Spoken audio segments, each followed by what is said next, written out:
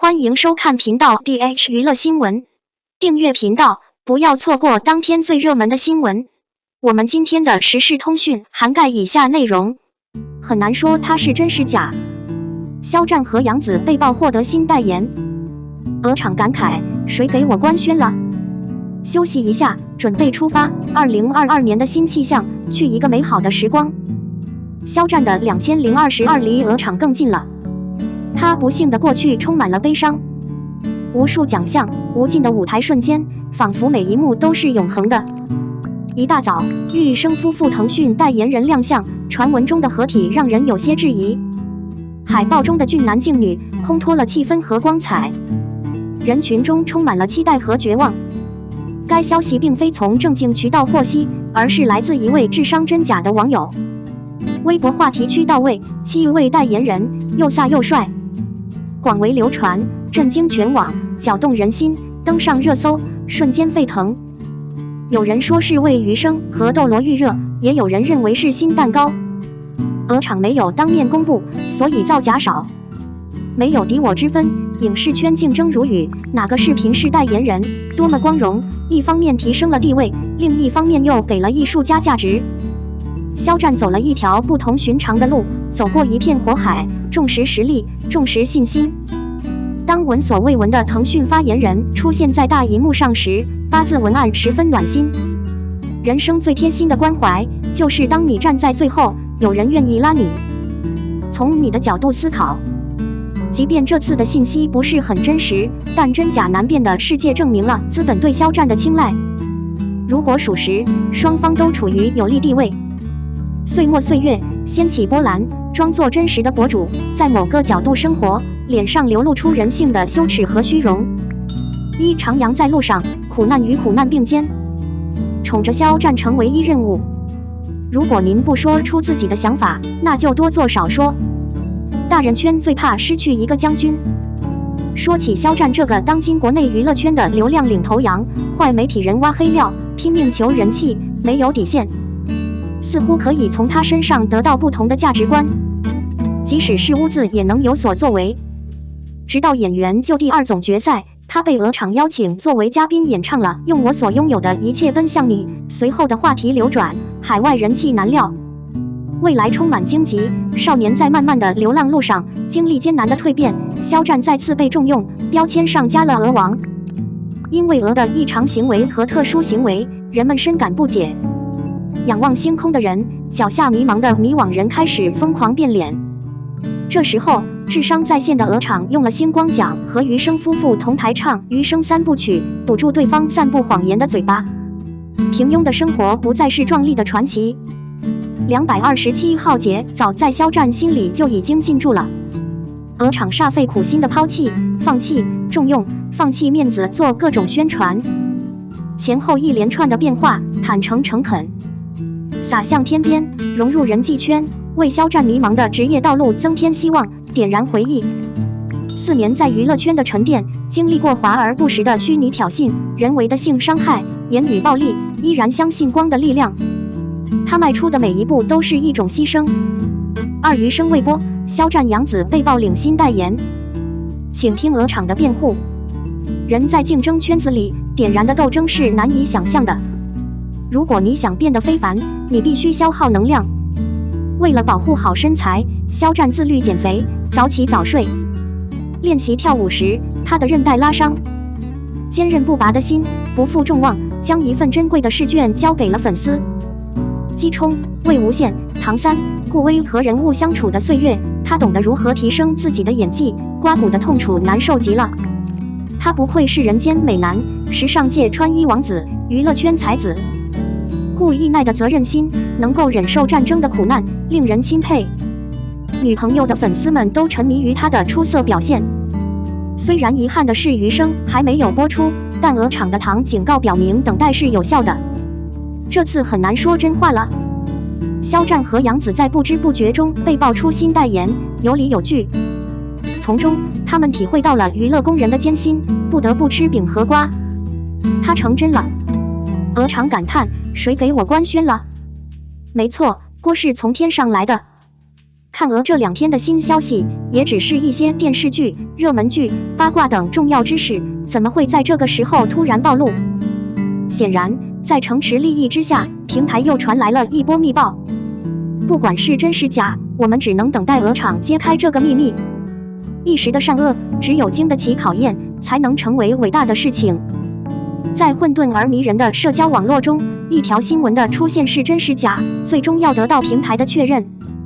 关于腾讯代言人，只相信官方，不要被眼前的虚幻画面所迷惑。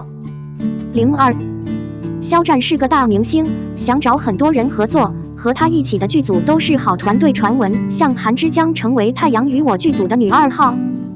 传闻男女主角分别是肖战和白百合，预计9月开播。这个阵容其实是顶级的。随后有网友辟谣称，《太阳有我》中的2小姐变身猪猪。最近网上很多狂热的人都在争着自己的偶像参加肖战的剧，好像程序已经到了，在别人吹嘘自己的搭档时，肖战已经成长为任何想合作的对象。事实上，在2020年再次搜索时，很多人都避免谈论肖战，也有很多人爱上了肖战，变成了最好的一个小男孩。他获得了小演员奖。在颁奖典礼上，他勇敢地表示：“我要做肖战这样的演员。”那时，目标市场变成了明星和朋友。可能很多人都认为肖战已经完蛋了。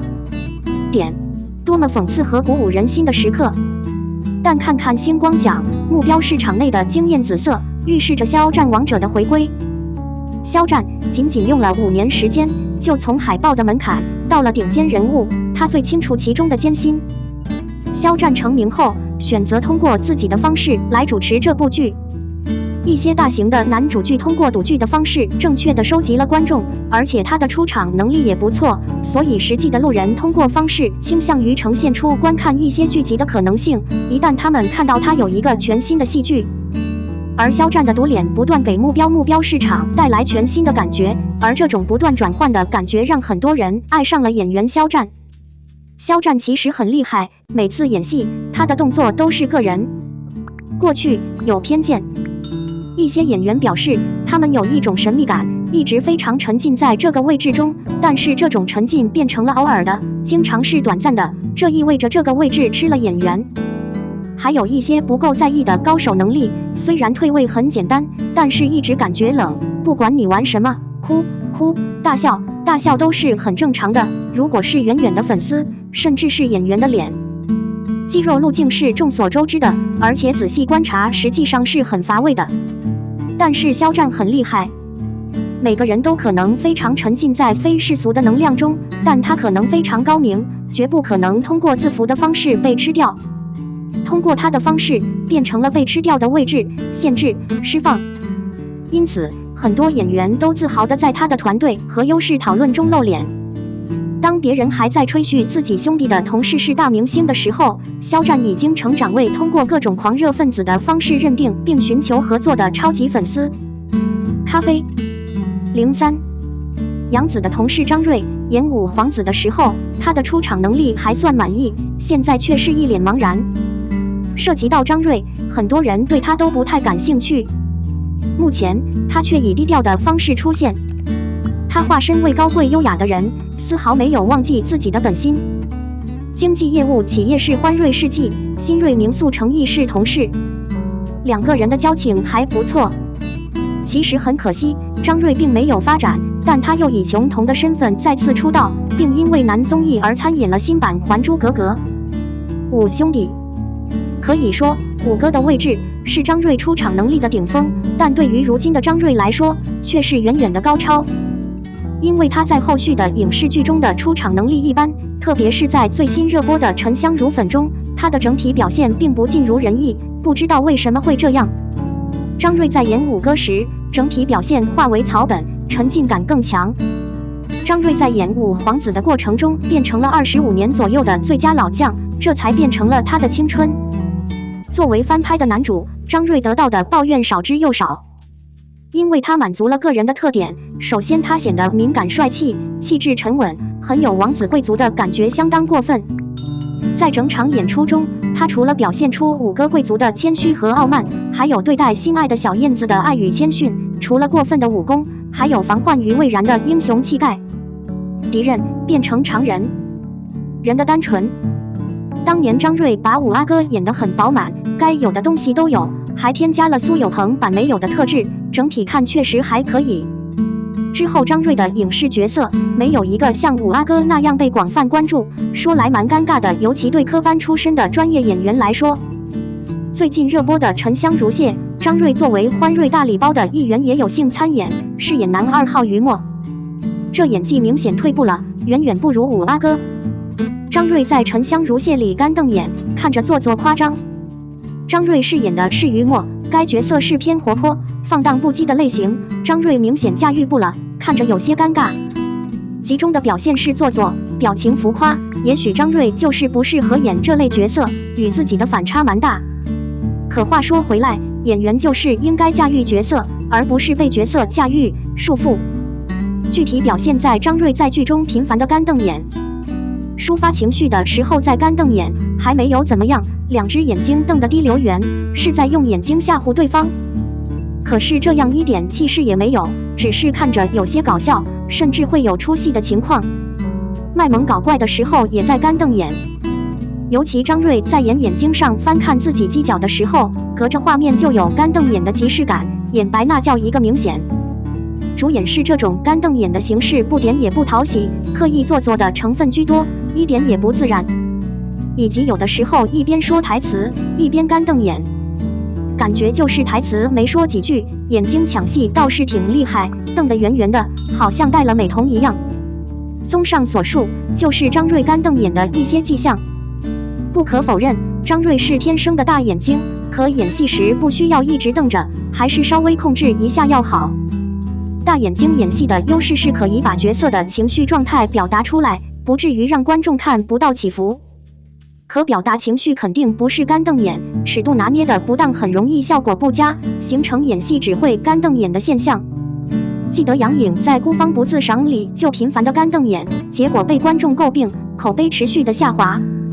好在张睿人气热度不是很高，现阶段及时止损还来得及。我们的新闻部分文此结束，欢迎把你们的想法留在评论区，大家一起讨论一下。欢迎，也别忘了帮我点个赞加关注谢谢大家。